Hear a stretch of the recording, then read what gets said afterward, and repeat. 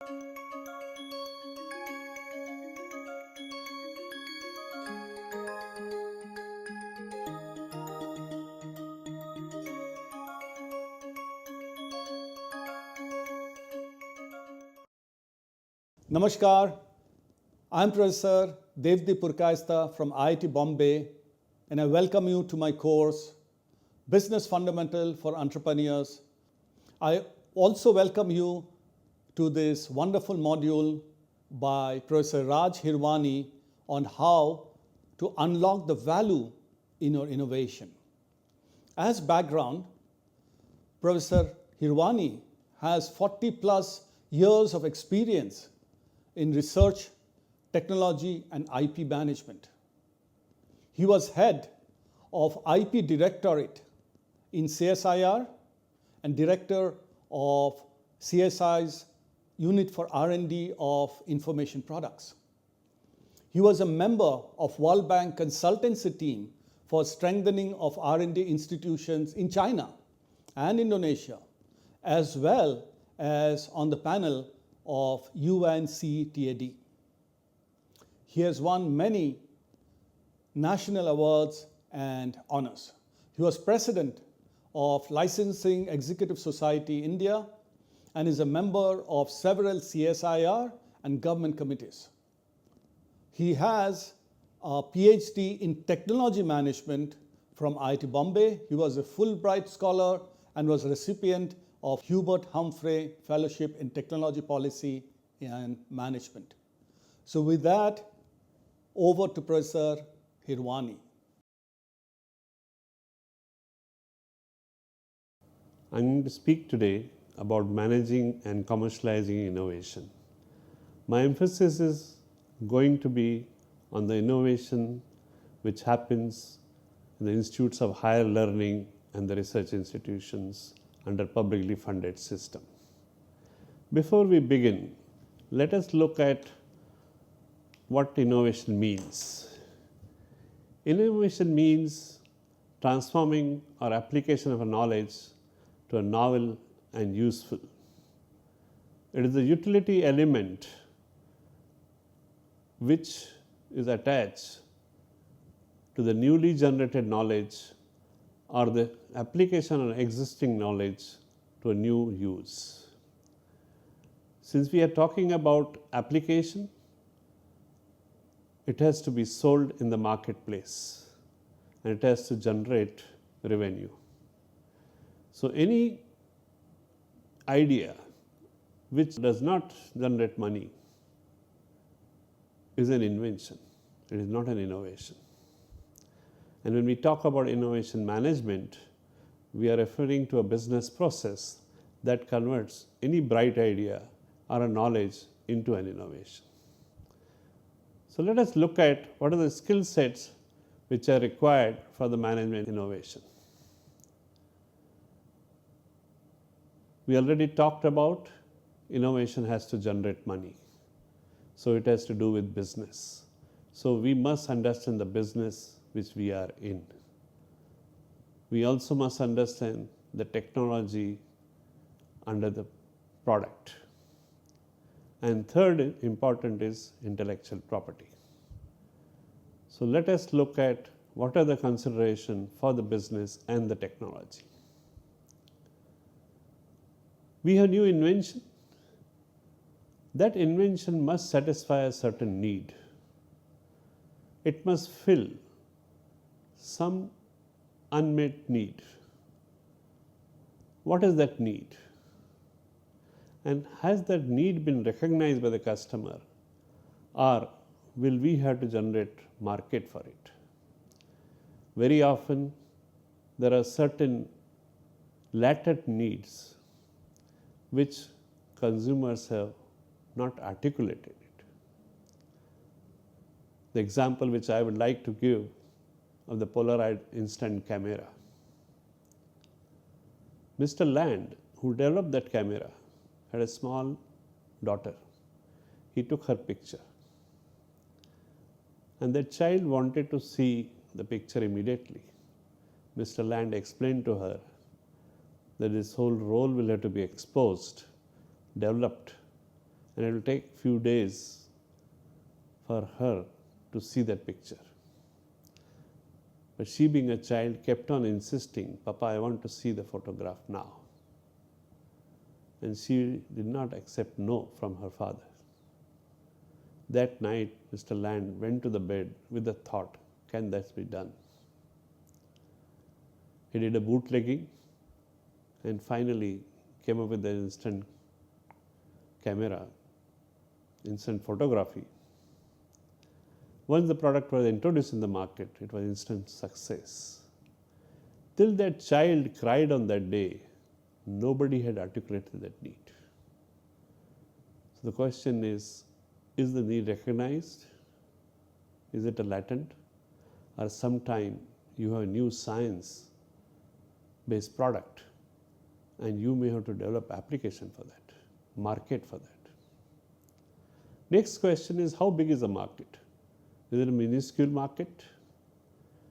You have developed something which only few scientists will use in research laboratories? Or is a very large FMCG market which will be sold in tons of quantities, millions of pieces? And how is that market being filled now? Every human need is somehow met. The solution may be expensive, solution may be not really user friendly, but people will find out some way of meeting that need, however inefficiently or expensively. So we must find out what is being done now and then compare our solution with what is presently being done and see what competitive advantage is our invention offering. Maybe less expensive, maybe more efficient. There has to be a certain competitive advantage for innovation to be accepted. How sure are we that our invention will work? It is one thing to do an experiment in a test tube, in a flask, petri dish, or build a crude prototype in a workshop. But can it be scaled up? Can we demonstrate on a larger scale? Can it be manufactured? Because initially when we are building a prototype, we may be building with a hand. But when thousands of pieces have to be built, there may be a manufacturing system required. There may not be existing machinery available. We may have to develop a special purpose machine. Is the product such that it will require a regulatory clearance? It may be pharmaceutical, pesticide, cosmetics, food products, medical devices. All these require a considerable amount of regulatory approval. So we must address them upfront, because once the invention is ready, it may take few years of time and considerable more amount of money to get it to the market. We have developed certain product, but what do the customer want from the technology? It is our perceived need, but does the customer wants that? So we must find out what really customer want from that kind of a technology, what kind of product he is expecting, and how much he is willing to pay.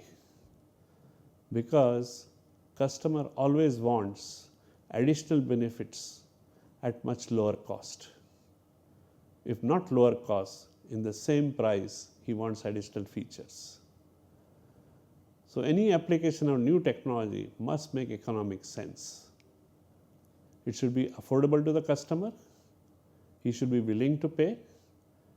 And what he is willing to pay should also be profitable to producers. So when I say make economic sense for the customer as well as for the manufacturer. We talked about scaling up.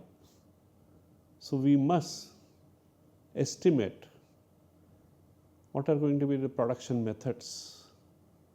Are there going to be any special production methods, special machinery? What are going to be the cost of producing? And what is the investment required to build those kind of facilities? Please remember, it is a business operation, so it has to make profits.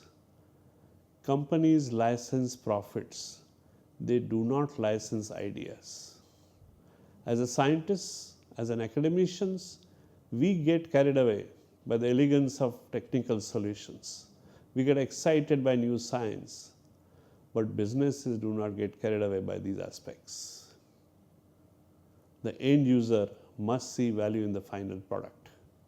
When I say a value, it is not the price what he pays, but what he gets and what the product does for him. Once the product succeeds in the market, there are people who are going to copy us. How are we going to stop those copycats? Because if we do not stop them, then all that investment which we have done into development will go away. Other people are going to take a free ride on our investment of time, money, energy into developing those products. That brings us to the aspect of intellectual property. What is intellectual property?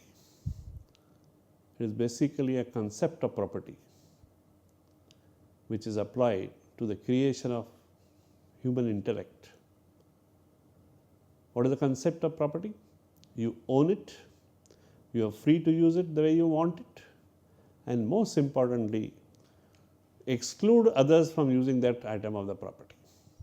I have a house, I am not living into it, I am keeping it locked, I also don't want to give it to you on rent.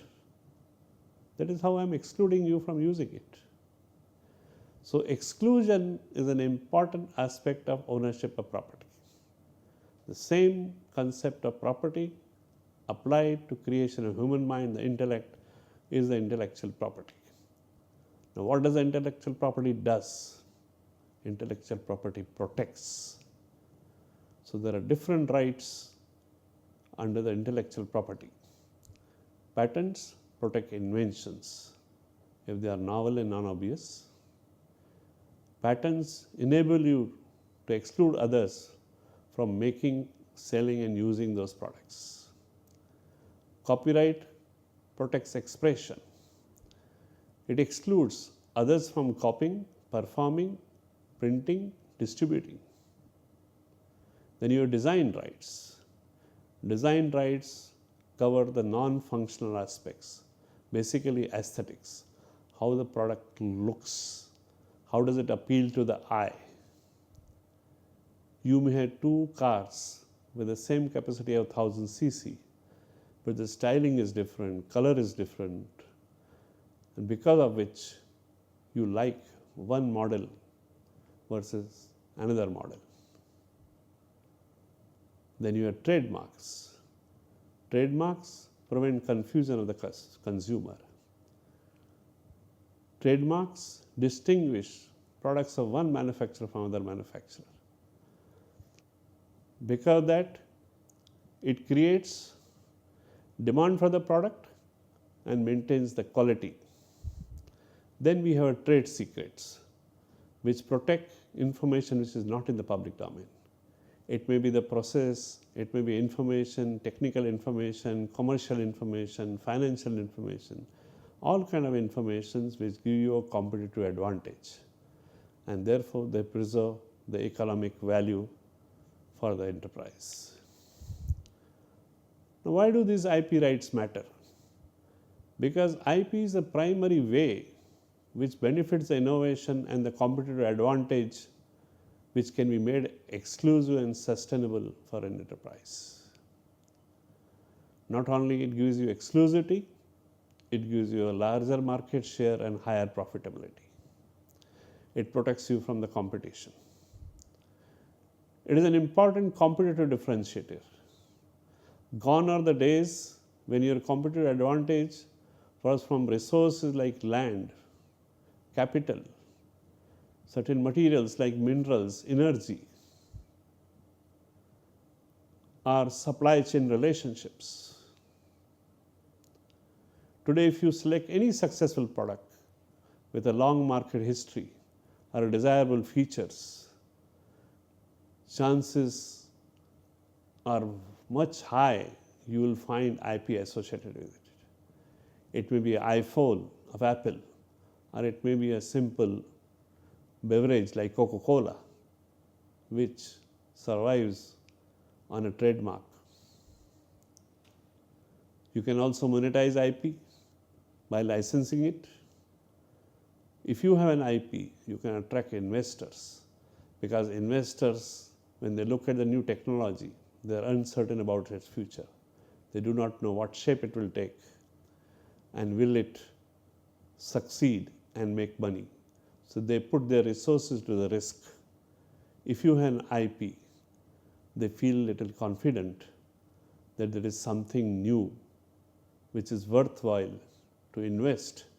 And if your business venture doesn't succeed, at least they can monetize by selling that IP. So when we are talking about new ventures, new inventions, we have to evaluate that aspects. First and foremost, is the invention patentable? You have invented something, but is it patentable? There are requirements of patentability. You must meet them. If it is patentable, do you have patents on it? Have you taken it? Very often we don't take the patents. We either publish it or just put the products into the market. Even if you have the patents, what is the nature of your claims? Because it is basically claims written on the patent document which protect your invention. How strong are those claims? How broad are those claims? Are there any dominating patents? Dominating patents are those patents taken before your patent in the same area of technology or the product. And those patents may prohibit you from practicing your invention. Is the invention too early? Very often we are ahead of the time. Contemporary technologies or products are not available to take your invention to the market. What is the rate of obsolescence? In certain areas of technology, rate of obsolescence is very high. Look at electronics, computing. Even look at our smartphones. How many phones have we changed in the last 5 years? Rate of obsolescence is very high. Patent may give you a life of 20 years. The product does not have a life of 2 years. So the patent is not going to protect you because technology is becoming obsolete very fast. Now when it comes to commercialization, you have to think in terms of systems. We start with an idea and with a successful innovation. Very often we are focused on an isolated product or a service. Product is a part of bigger ecosystem, market system, where there are other products, there are other manufacturers, and there is a competition between those products and the companies. So we must understand how each major step occurs between the idea and a successful business. Idea needs to be explored, needs to be experimented to see whether it works. If it works, it needs to be scaled up. After scaling up, it has to be manufactured, brought to the marketplace. So there are many steps in this whole process. So we must understand how each of those steps occur. And finally, we must understand what are the opportunities for income generation. You have an invention. Do you want to make it as a product and sell it? Or you want to get it manufactured and then sell it, manufactured under a contract? Do you want to build a service around that invention? Do you want to integrate hardware and a service? Or you don't want to get into any of those commercial operations of manufacturing, selling products or services. You just want to monetize those IP rights. You can license to somebody. You still retain the ownership, but you allow somebody else to use your technology. Or you can outright sell the technology. Or you can create a franchise, which means the way of doing business along with your IP.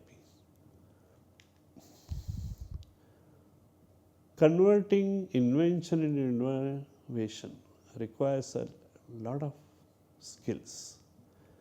No single person can have all the skills. So you need to increase the capacity of your resource team. You have to complement the inventor's team with engineers and other technology facilitators, which includes finance people, marketing people, design people. And as the project moves from one stage to another, it requires different kind of leadership. Initially at R&D stage, there may be the inventors, the scientists, who can be in the lead position. But when it gets into the next phase of manufacturing, maybe the engineers have to be in lead position. When it gets into the market, maybe it's the marketing people. So leadership must change depending upon what stage the product is. There's also very often need for downstream product application and market development for a science push-based product. You need to develop a product which meets certain application, and then you may have to develop a market for it. Again, all these skills and facilities are not available in the research institution, in the educational institution. So you will require industrial partners at each of the early stage. Now, what should you look for the partners? First and foremost, you must address the question, who's your customer? Identify the targets, likely people who are in the business, who may be interested. All those people may not be interested in working with you for a variety of reasons. Maybe you are working with competitors. Maybe they have bad experience of working with you. So you have to qualify targets. You have to look whether those people have appreciation of technology. There are many people who have trading mentality. They do not have appreciation of technology. And do they have willingness to invest in R&D, take risk, and patience to wait for returns? Very often it may take 3 years or 5 years to bring the product to the market. So they need to have that kind of patience and ability and willingness to put those resources, and ultimately they may fail. So they should take that risk. Do they have technical, financial, marketing strength to take the idea to the marketplace? As a scientist, as engineers, we always look for the people who have technical strength, who can make the products. But we fail to see their financial abilities or their marketing strength, whether can take the ideas. The end market may be an agriculture market. It is different ball game to sell to farmers than to sell to a typical urban customer. So our partner must understand agriculture marketing. What is their past track record? Have they investment into their own in-house R&D? Have they done innovation within the company? Have they taken innovation from somewhere out and taken to the marketplace? There has to be synergy of our efforts and their business. And what is their time frame and budget? Because both must match, otherwise they'll get impatient and lose interest. When you are marketing to those partners, you need to emphasize the benefits of the invention rather than the features. As a scientist, we get excited by technical things. So we talk about features rather than the benefits of the invention. We need to describe what the invention does rather than how does it work. We need to compare the invention to one or more current alternatives, describing the competitive advantage which we get. We must highlight the advantages, and very often those advantages come at the cost of something else. So there will be disadvantages. So we must also talk about them. We must describe the market potential, because industrial partners are interested in the size of the market. And finally, we need to tailor our technology to their needs, because they have a customer. Those customers have different needs. So our invention must fit between the technology which we have developed and the needs of the market. So invention need to be fitted into the client's technical and marketing plan. And while we are talking to them, we need to use a marketing language rather than giving them a title of the patent.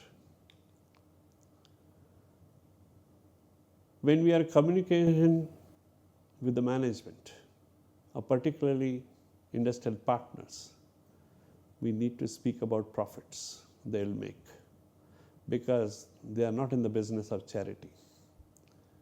We need to talk about what is going to be the cost saving. Will their market share increase? Will they be able to expand their product range? Their valuation may go up. There may be also possibility of merger and acquisition of some businesses. These are the aspects which they are interested more, and decision can be in our favorable if we talk this language. Finally, when we are dealing with industrial customers, what are we transferring to them? Are we giving them just a paper license? We have a patent and we just say this is license granted to you. That happens when people are able to replicate our patent. They don't need us. They have enough technical strength to convert our patent into a product. But they know that we have a patent, we may sue them, so they just come to us to take that license to protect themselves. Are we giving them a process report, some know-how package, a book, how this invention has been done, and nothing beyond that? Or are we demonstrating to them how we have done it, giving them a prototype, engineering drawings? We must be clear about what we have been transferred, because everyone has his own understanding of technology. We do work in the lab, in the test tube, in the flask, and we think that is a technology. That is not the technology as the industry understands. Technology is something which is scaled up version, which is repetitive, can be mass produced. So this gap in understanding very often leads to mismatch of expectations and delivery. And that is the reason then people do not want to work with the research institutions and educational institutions. So we should be very clear what are being transferring. We should not assume that we have a technology in hand. We have a new knowledge in hand which needs to be converted into technology. We also need to look at certain spin-off possibilities. Don't expect all great ideas to find a customer, because very often people who have invested capital in existing technology, capital is expensive. It becomes very difficult to displace the existing capital. Markets may be saturated. There can be a variety of reasons. You may not find a customer for great ideas. Under such circumstances, we must look for underlying skills which we have developed, built to capitalize on the generated knowledge base. There can be other possibilities of using that knowledge base. I like to give an illustration. At our National Chemical Laboratory, we have developed a new metallocene catalyst for the polyethylenes. When we looked at the patents, we found number of companies had taken patents, hundreds of patents. We had done something new, innovative, which was not that they had done it, but the way the patents were written, we couldn't get the patent. We knew we had great invention on hand, but it could not be applied to polyethylene commercially. So we started looking, what can we do it? So we asked question, what have we done it? We developed a catalyst for the oligomerization. So we started looking where else oligomerization can be used. And we found out a product. It's called drag reducer. It is used in the oil fields. So we went and talked to Indian Oil Corporation, which used to import drag reducers. So using same capabilities, same catalyst, same technology, we developed the drag reducer and then licensed it to Indian Oil Corporation, which they are commercially using today. I can give a number of such examples where you look out the spin-off possibilities after understanding the underlying skill which you have used to develop that product. Finally, in my experience of 40 years, there are a few lessons which we have learned and I want to share with you. First and foremost, you must know your customer. Go to the field and talk to few key stakeholders. What are they doing? How that industry operates? What are their needs? Second, attention to economics is crucial at every stage. You may have great inventions. You may have patents. But if your solution is not techno-commercially viable, nobody is interested in it. You must dirty your hands in the lab or at a shop floor. Must work to get a first-hand experience of how the technology works, how it is scaled up, how a product development takes place, application development takes place. Go and talk and experiment at the customer site. And one cautious, don't oversell. In our enthusiasm, we very often oversell. We say, yes, this technology can do everything. Don't do that. Don't overcommit. We're going to take 3 months, say it will take 3 months. Because customer is putting a pressure saying it has to be delivered in 1 month. Don't overcommit that it will be done in 1 month when you know it will require 3 months. Don't overpromise what cannot be done. It is better to underpromise and deliver more. Involve your R&D partners into every decision making at early stage so that they are part and parcel of what you are doing. You will benefit from their experience, what works and what doesn't work. Commit to hold hand till the product reaches the market. Very often in research institutions, education institutions, we have done the inventions and we feel our job is done. We'll transfer that knowledge to industrial partner, and it is his job now, you have nothing to do with it. No. When he scales up, when he go to market, he works with his customers, problems will come up. And it is our responsibility to solve those problems. So commit to work with your partner till the product successfully reaches the marketplace. And finally, key R&D people must have some training in marketing. As one poet has said, grace is given of the God, but knowledge is bought in the market. So training in marketing helps to understand the market for technology and the technology's products. Thank you.